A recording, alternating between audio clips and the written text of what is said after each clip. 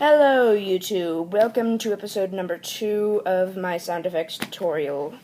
This episode we're going to learn to make the sound of a nuclear bomb falling down. It's a whistle type of thing, but it's more challenging than a whistle. You'll understand when I explain it. So, first I'll demonstrate, then I'll give the tutorial.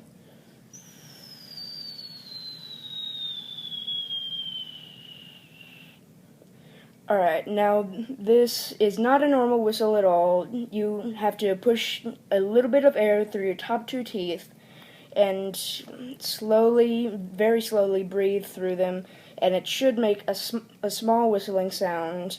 It'll take a while to completely nail it down, the whistle, but after a while you will be successful and you'll get it down and you'll end up having your nuclear bomb. Thank you for watching. See you next time.